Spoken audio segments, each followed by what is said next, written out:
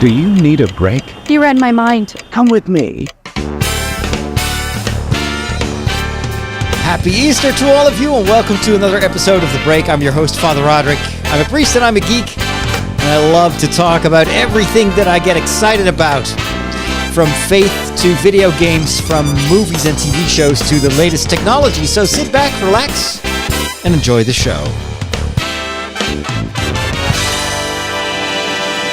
This episode is made possible thanks to my wonderful community over at patreon.com/Father Roderick. And I have some really big news. I am currently working on 2 communities.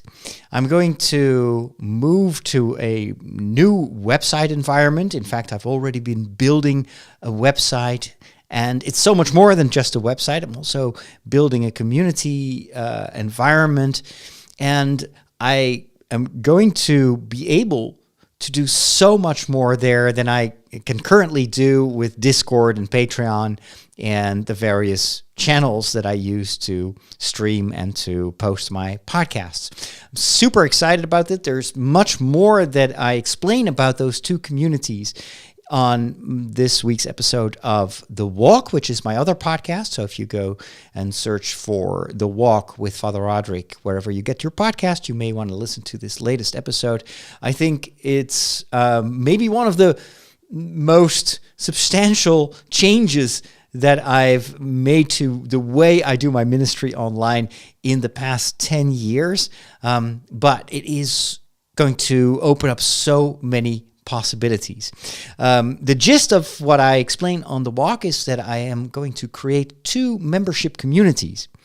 So it's similar to what I do on Patreon, but it's much more powerful because I can, on my new website, create an entire support community where it's much easier to find the information that you need. Plus, I'm going to be posting monthly master classes for the members of each community.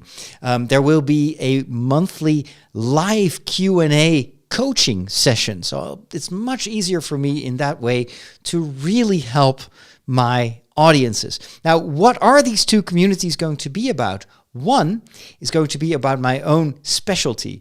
As you know, I've been working in the media ever since I was ordained a priest. I studied social communications in Rome, at the oldest university in the world, but they have the latest progress, the latest insights when it comes to mass communication and how to use the media.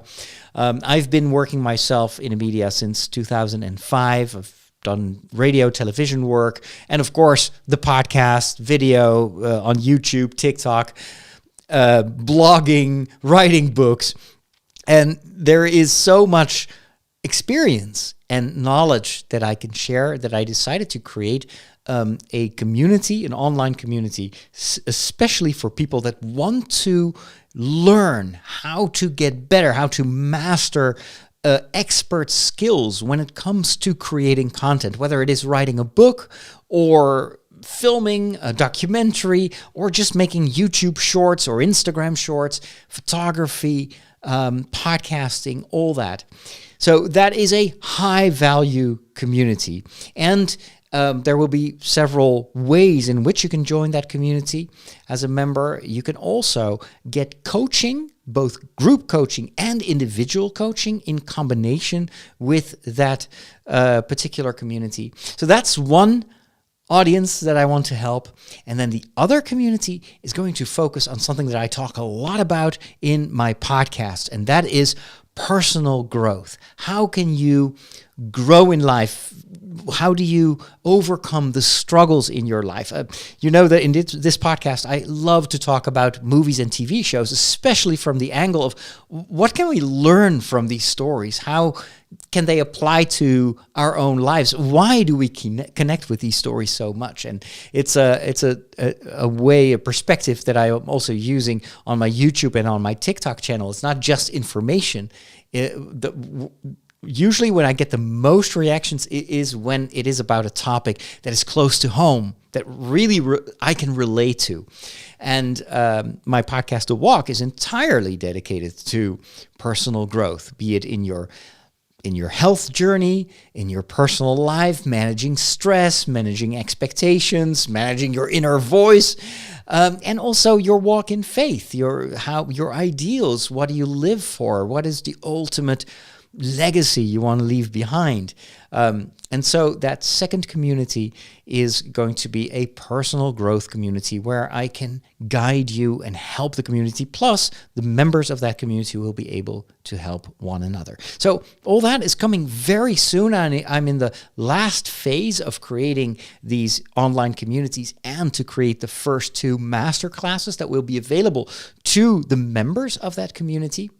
Now, if you are a patron, you will be grandfathered in. So whatever rate you are currently paying as a patron will be the rate that will be available for you as when we migrate you over to these new communities. For new members, however, the price is going to go up because I want both these communities to provide like high value content.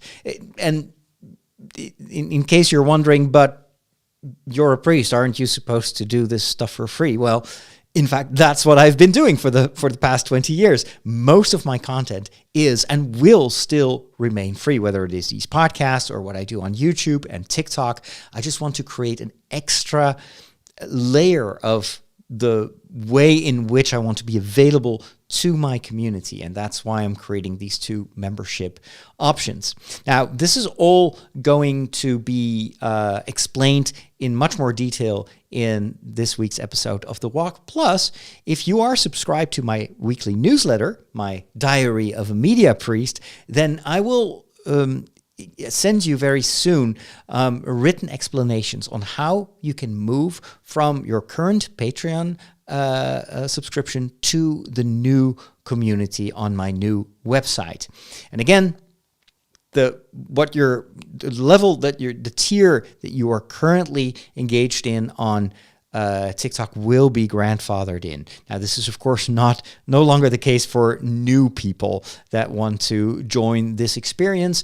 So this is one of the perks of being a patron. I want to really thank my patrons for their support over the last years. Without them, I wouldn't be able to do this work. I'm not paid by the Vatican or by my bishop or by anyone else. So I completely 100% rely on donations to be able to bring you these podcasts and the TikToks and the YouTube videos and everything else. So, and one last thing, if you haven't signed up yet for my weekly newsletter, this is the week to do so, if you want to stay in the loop about these online communities. And I have a new book that I'm going to give you for free if you subscribe to my newsletter. And of course, everyone who is already subscribed to my newsletter, you already have received an email with a link to the download of the new book. The book is called Easter for Geeks. And this covers the 50 days between Easter morning and Pentecost morning. So that's 50 days, hence the word Pentecost, which Penta in Greek means 50. So it's the 50 days between Easter and Pentecost. And for every day, I've taken one of my heroes, one of the main characters from movies, TV shows, animation, video games even, and I created illustrations. And then with those, I wrote like fictional prayers of these various characters. So today, for instance, there's a Batman prayer. Because Batman is not just about darkness and about revenge and whatnot, but Batman is also about hope and standing strong and protecting the weak. And so every hero of the stories that we love so much has a particular angle that you can connect to the message of Jesus and to the gospel and to the theme of the resurrection and life and the protection of life. And so it's a fun book. I wrote it in such a way and illustrated it in such a way that it is interesting for both adult geeks, but also perhaps for their children or even grandchildren. This is a great little book that you can download, put it on your iPad, and read one of those prayers with the kids before they go to bed or before you have dinner together. And because of the illustrations that are very colorful, very vibrant, it's also something that you can just look at. So sometimes I get asked questions, why is it in English? I not speak English very well. Yoda sometimes emails me. And I was like, well, there's pictures as well. So you just enjoy the pictures. Anyway, so you can get that book for free by going to mediapriest.com/free. So that is mediapriest.com/free. How do you not like movies? They're predictable. Like, the guy gets the girl and that kid sees dead people and Darth Vader is Luke's father. Not liking movies is like not liking puppies. They're fine. I just get bored and never make it to the end. You know, you need a movie education. You need a movication. I'm gonna give it to you. I've been really enjoying some new series that I'm watching, or actually, I have already talked about those series, but I'm watching new episodes of them. And I've finally started to watch Discovery Season 4. Star Trek Discovery will soon begin its 5th and final season. And then after that, of course, there is a lot more Star Trek to look forward to. There's going to be a new series about Starfleet Academy that I'm super excited about. There's going to be a movie. And there's still lots and lots of rumors about the 4th installment of the Kelvin timeline movie. So there will be one final movie to conclude the story with the alternate timeline Star Trek that was launched by J.J. Abrams. Now, that is not my favorite Star Trek. In fact, I think it's almost not Star Trek, but it is still super interesting. Usually the quality of those movies, the way it looks and the action, it's popcorn Star Trek.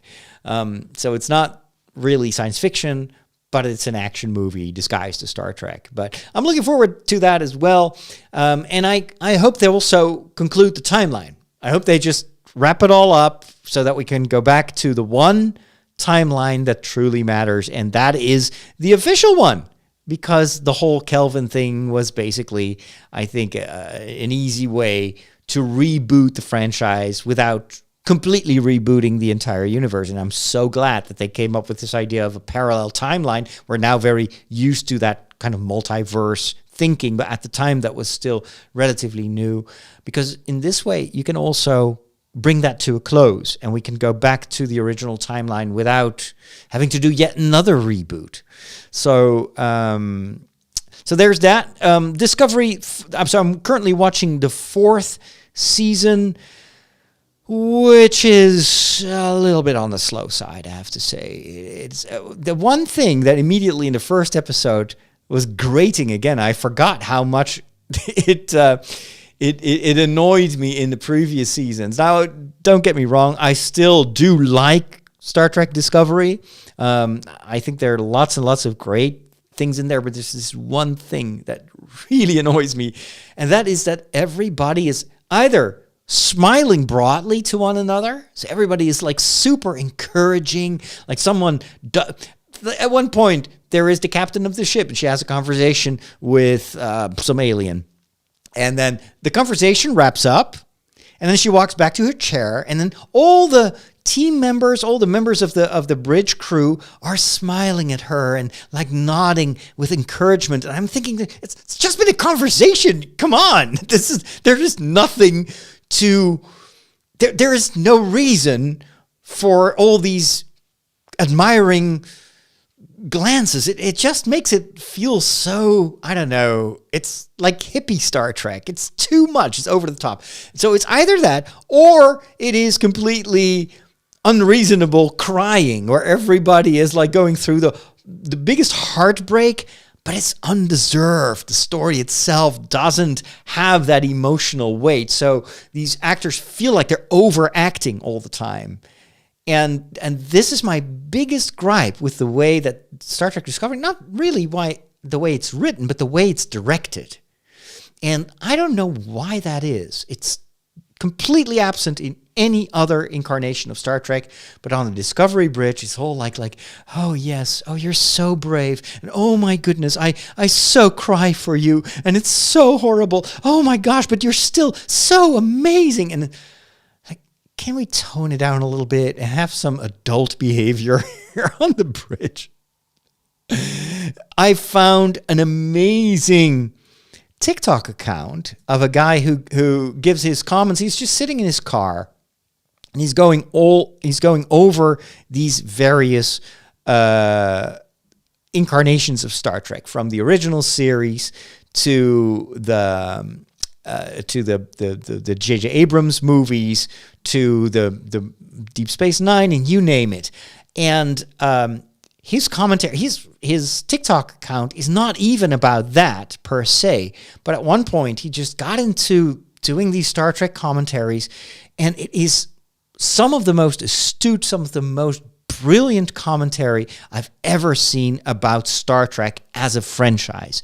And he explains why some Star Trek series work and feel like Star Trek, and why some others completely miss the mark. And I've rarely seen something as brilliant as that. While I'm talking to you, I'm trying to find that account. And of course, as usual, I can't find it because I should have put this in place before I started podcasting. But I would love to play a clip from, and I hope I saved a clip somewhere. But now I really can't find it. I normally have like an entire list in my OneNote account where I post all this stuff, and it's called Podcasting Ideas, Podcast Topic Ideas. Here we are. So let me scroll down and let me see if I can find that particular account. I wish I had someone who could look this up while I'm podcasting. And of course, I've saved a lot of other videos that I'm going to discuss later on in this show. I got hooked on a guy who posts the most amazing food tips for Rome, and it's all these restaurants that I did not know existed, and it is so fascinating and so amazing. So now I want to go back to Rome and try to find all these places where you can get the most affordable and most amazing food. So I cannot find any of these videos. That is such a shame. Anyway, I will include a link in the show notes. Because if you're a Star Trek fan, you really want to check out this TikToker. I should get in touch with him. He's absolutely brilliant. Maybe I should do an interview with him. Anyway, let's go back to what I was doing, which was, what was I doing again? I was recording a show. I'm totally distracted. So what else did I watch? I continue to watch the 3-Body Problem. I currently have watched the penultimate episode, so I'm going to watch the finale right after I'm done recording this show. It is so good. It is really amazing science fiction. Sometimes a bit hard to watch. It's all these themes are so wow. It's really quality science fiction. It goes into all these big questions. What if there is this contact that we have with extraterrestrials? And what if they respond to our call with like, oh, we're coming to invade you, but it's not going to be tomorrow. It's going to be in 4 centuries. And so this is all about, in what I call in theology, eschatology. So it's what's to come, but it's like the return of Jesus, which is a part of the Christian tradition, to believe that, at one point in the future, nobody knows when, history will come to an end and Christ will return in glory. There will be the final judgment. And there's this constant tension between, you want to keep that hope alive, and it's also, of course, giving you an incentive to do well, because you never know when Christ is going to return. So you want to be at your best at all times. And at the same time, there is this inability to predict when this is going to happen, or even the modality of that return of Christ. How do we even imagine that? Jesus is not going to come down in a flying saucer. So it is a return on a metaphysical level. So it's so hard, even in theology, to think about that in a good way. It's so easy to fall into simplifications, like you see sometimes in these very fundamentalist Christian denominations, where they keep predicting the return of Christ, and it's all about, the end of the world. So give me all your money and you'll go to heaven, that sort of stuff. And Catholic theology is usually a lot more careful and prudent, and but it's the same. You see the same tension in the three-body problem. Like, okay, we know that these aliens are coming, but it's only going to be in 4 centuries.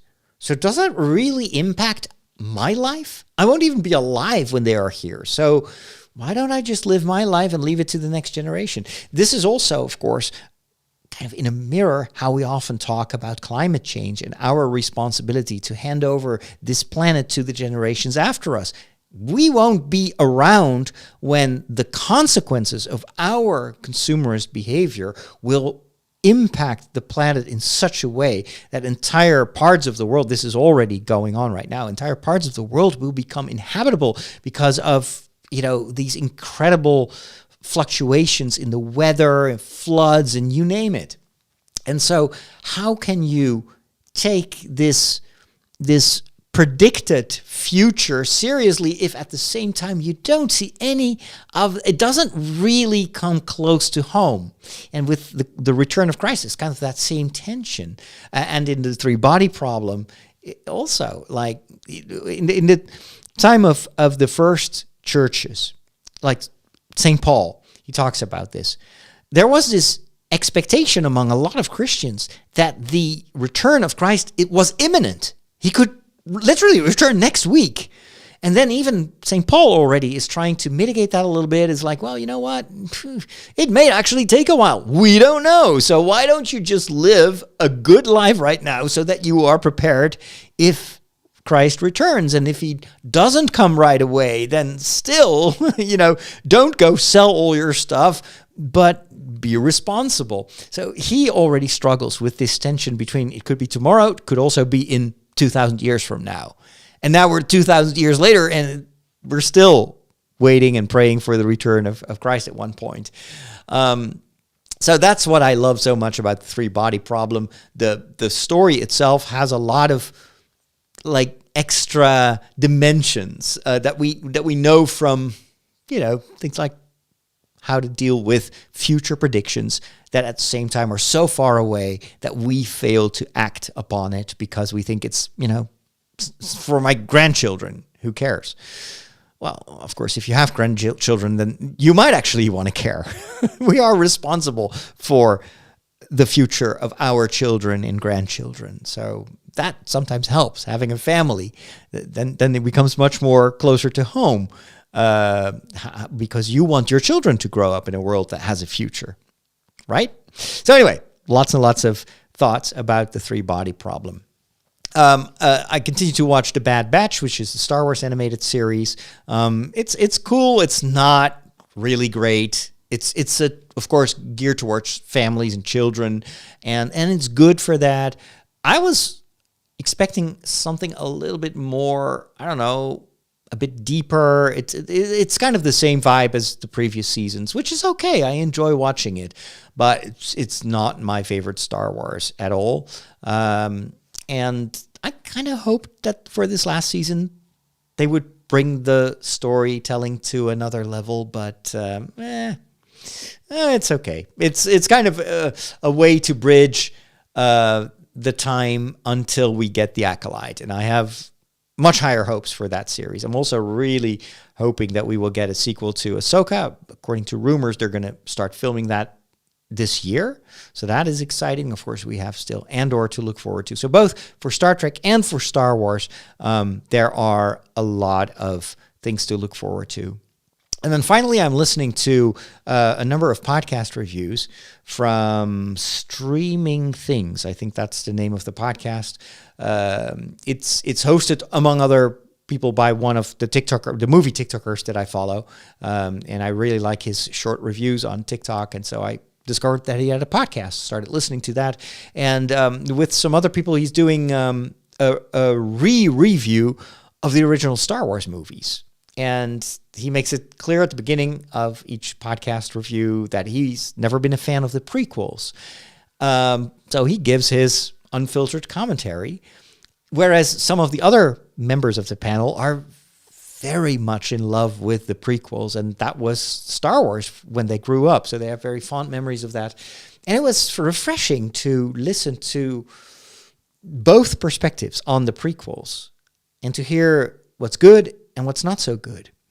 And I have a very mixed relationship myself to the Star Wars prequels. On the one hand, it's been an amazing time in my life when I witnessed the production and pre-production of the Star Wars prequels. That was when I had one of the most visited Star Wars websites in the world. And I've gone to the United States for the premiere of The Phantom Menace. I visited Skywalker Ranch. I was at the first Star Wars celebration. So it was an amazing time to be a Star Wars fan because we had been without Star Wars for decades. And all of a sudden Star Wars was back. But in hindsight, the prequels were not as good as I expected them to be. And especially the first two movies were a bit disappointing. The first one, I blamed it on the fact that I knew already so much about the spoilers, about the story, that I couldn't watch the movie without constantly comparing it to what I already knew. So there was not much surprise to The Phantom Menace. I had the entire script months before the movie premiered. The next movie, what was it again? The name of the second movie, the Attack of the Clones. I was like, has Clone Wars? No, Attack of the Clones. I remember when I watched, I hadn't followed any spoilers. I knew nothing about that movie, so I watched it in theaters. It was the entire story was completely new to me, and I remember that I actually enjoyed it quite a bit. But then later on, when I rewatched it, I started to dislike it more and more. And now it's actually, in my eyes, the worst movie of all 9 Star Wars movies. And this has mostly got to do with the way in which Hayden Christensen was directed. It was so hard to believe how he could so quickly switch from this young, nice boy on Tatooine to this bitter, jealous, whiny student of Obi-Wan Kenobi. There was so much wrong with that portrayal and the way in which George Lucas directed it and wrote it. And also the relationship with Padme was so weird. Why would she hang out with a guy like that? I seriously never believed it. And that, for me, became even worse in the third movie, The Revenge of the Sith, where Anakin makes this huge moral leap from the light side to the dark side, or maybe he was already meddling with the dark side. And then after he becomes the pupil of Palpatine, he starts murdering children. And it's like, what? Come on. If this had been a television series and we would have had 5 seasons to watch this progression, then yeah, I think there are ways to make this believable. But in the span of one movie, it was way too fast. It was undeserved, and there were so many holes in the story. So when people complain about the sequels and say, "Oh, those stories are so bad, so many plot holes," I always wonder, did you ever really analyze the prequels and how deficient those stories were? The third movie, for many people, was a redemption of the prequel trilogy and a payoff. And I remember that when I watched that third movie, again, I just didn't care that much for the story. It just, even the climactic fight between Obi-Wan Kenobi and Anakin was, yeah, okay, so they fight, and so he gets burned, and then he gets the Darth Vader costume. But there was no surprise. I don't know, it didn't do much emotionally with me. And this is also the one Star Wars film that I've only seen a few times. I never really went back to the Revenge of the Sith. I just never cared for that movie. I mean, I don't hate it. Don't get me wrong. But it's, for me, a bit like The Bad Batch. I'll watch it, but I'm never going to rewatch The Bad Batch. Whereas I do actually do that with the original trilogy and even with the sequel trilogy. Those movies, for me, do much more emotionally than the prequel movies. And it was interesting to hear both sides of the argument on that podcast. And I see the merits of what George Lucas tried to do with the prequels. I can also understand that for a lot of people, this is their Star Wars. This is what they grew up with. And I also really understand the criticism on those movies. And now I actually really want to go back and rewatch that trilogy and form my own opinions about it. Because it's been years since I watched any of the prequels. So, all right, I think that's more than enough for this episode of the movie and TV segment. Let's talk about Superstition.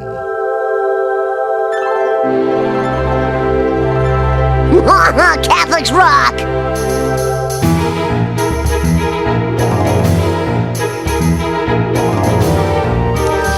Here at the Peculiar Bunch, we're always happy to tell you everything you always wanted to know about Catholics, but you were afraid to ask. Catholics can be a peculiar bunch. No meat on Friday. Oh, meat? What do they eat? Light bulbs?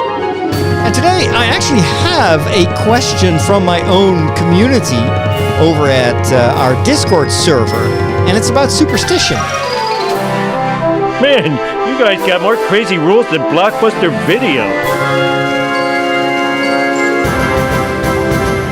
Now, technically, it's not about superstition per se, but there are some elements in this question that makes me want to talk a little bit about superstition, even in certain Catholic practices. So let me give you some background to this question. This was Jeannie, and she posted on Discord. I found this recently in an old prayer booklet belonging to my grandmother. It's a novena, and she posted a photo of a very short prayer, which was cut out from a booklet. The paper itself is completely yellow now. It's clearly very old, maybe from the 50s. So let me read what that clip says. So above it, it says St. Jude's Novena. A novena is 9 days of prayer. This is still an existing devotional practice where for 9 days you pray a certain prayer. So here's the text on that leaflet. May the Sacred Heart of Jesus be adored, glorified, loved, and preserved throughout the world, now and forever. Sacred Heart of Jesus, have mercy on us. St. Jude, worker of miracles, pray for us. St. Jude, helper of the hopeless, pray for us.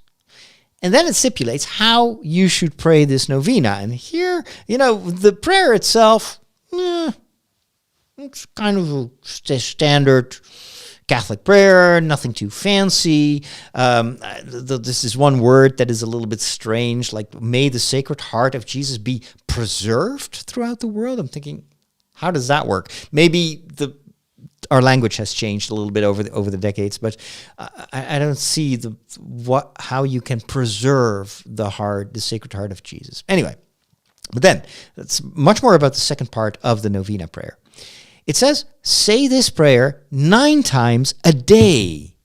So it's not just for 9 days, but say it 9 times per day. That is not necessarily always the case with novenas, but anyway, still won't hurt to pray 9 times. By the 8th day, your prayer will be answered, it says. So by the 8th day, your prayer will be answered. Say it for 9 days.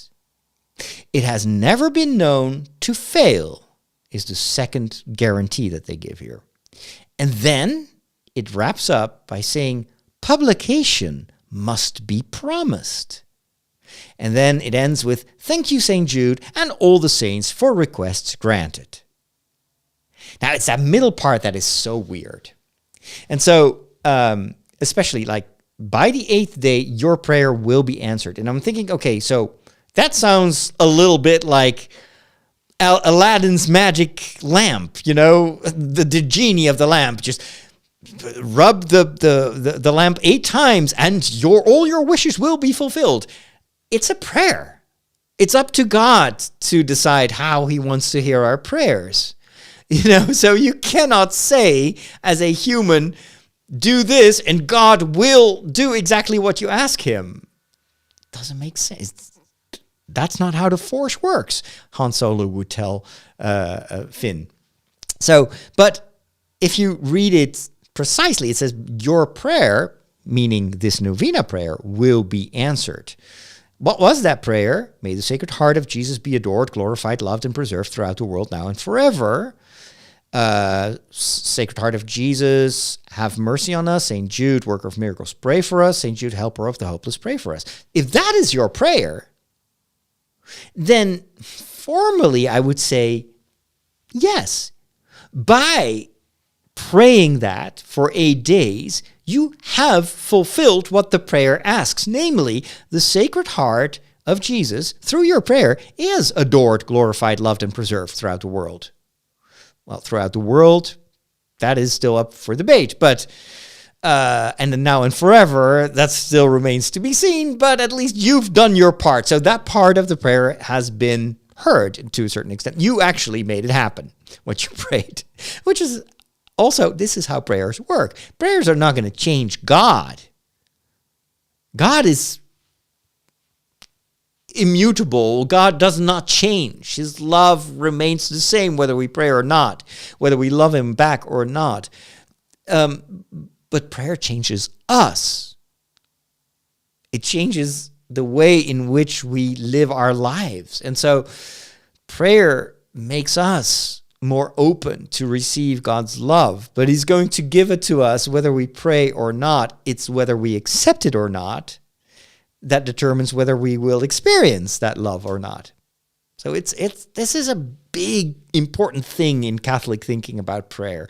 Prayer does not change God's mind. And you may actually be tempted to think that because in the Bible, it's often presented like that, especially in the Old Testament, where, people pray and God thinks about and it's like, okay, so I'm not going to destroy that city. And it's thanks to the prayer that God changes his mind. But that is a human projection onto God. God does not change.